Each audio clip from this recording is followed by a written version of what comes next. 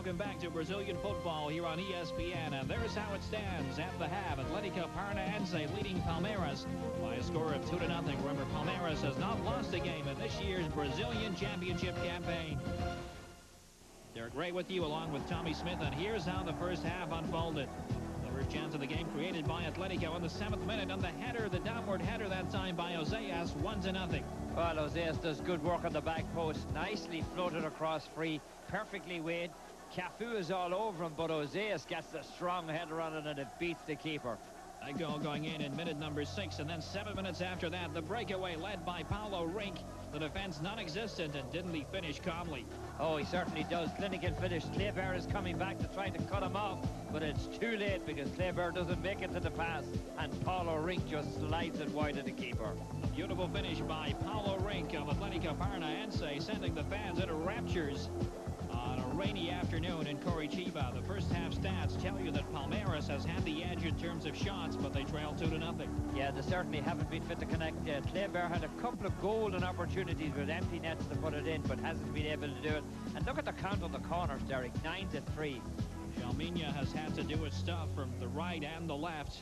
He is the corner kick specialist for Palmeiras, but thus far to no avail.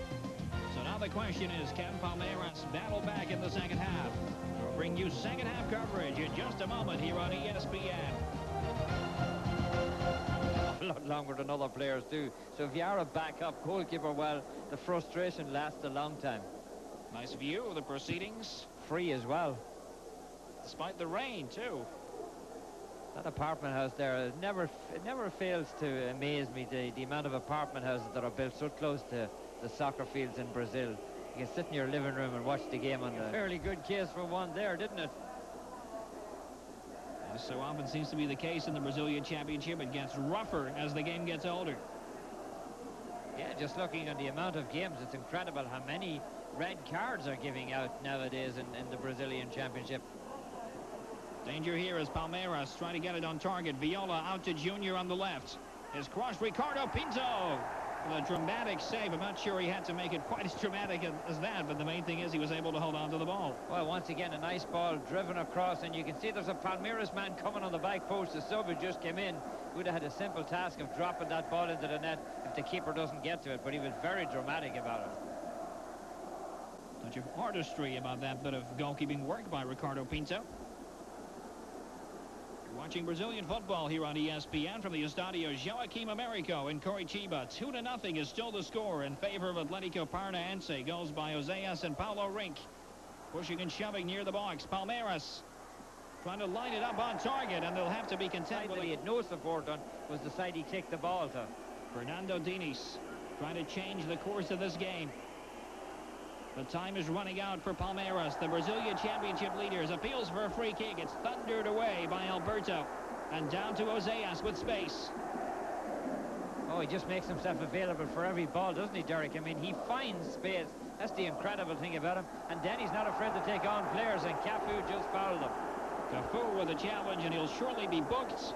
Referee Claudio Cerdera moves across and shows him the yellow card. Oh, yeah, and a good call, too. Look at that. Cafu makes no attempt to play the ball. He just takes the legs out underneath Oséas. A bit of a confrontation off the ball. This one's a kind of balance on a knife edge. It could go either way. Looks less than that. The referee's probably going to add on a couple of minutes, but the fat lady is definitely warming up somewhere. She may not be singing yet, but she has the notes already, let me tell you. Of records poised to be broken today, Tommy. Atlético Paranaense has never beaten Palmeiras in the Brazilian Championship in 5 previous attempts, and perhaps more significantly, Palmeiras, the only undefeated team in the Brazilian Championship so far, about it looks like to be defeated, and the home fans here love it. You think they love it? They're singing at the top of their voices at the moment. They've really got themselves into this game. They've been like that all day. This has been a great occasion. Atlético still sending players forward. Amazing. They just keep pushing players forward, Derek. Most teams would be sitting back there in their own box, not worried about what was going on down the opposite end of the field. Headed away by fans calling for the final whistle. Vinicius lining up the cross. Ricardo Pinto again in dramatic fashion makes the save. Oh, the keeper comes out really nice, and hope you'll stick around here on ESPN for our post-game wrap. It's certainly been entertaining here in Curitiba. Oh, it certainly has. I mean, the fans have enjoyed it. We've enjoyed it. Everybody, I'd say, has enjoyed it. Only Palmeiras. It hasn't been a very enjoyable afternoon for them, Derek. And they certainly put up a fight toward the end of the first half. They came out flat, though, after Atlético Paranaense preparing for celebration here as Lira goes into reverse gear. Came off the bench just a few minutes ago to replace Luis Carlos. A chase for the captain, Reginaldo. Every touch being cheered by the fans. Alberto flicking it on to Giancarlo. Yurkovsky looking for space on the right. To Atlético Paranaense, and look at that, they're using every second they can. Lira. Branco.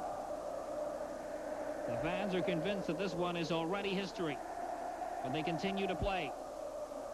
Alberto on the overlap, as Oseas closely marked by Kleber in the middle. Alberto with the left footer, couldn't keep it down. Well, that's a good play even at this stage, Derek, just to take the shot, put it over the top, create a little room for himself. Runs valuable time off the clock, and why not take the chance? 4 minutes and 30 seconds have been added on now. Cafu on the right. It doesn't matter. The final whistle has been sounded, and it goes in the books as a famous victory for Atlético Paranaense. Winners by a score of 2-0. And we'll be back in just a moment here on ESPN.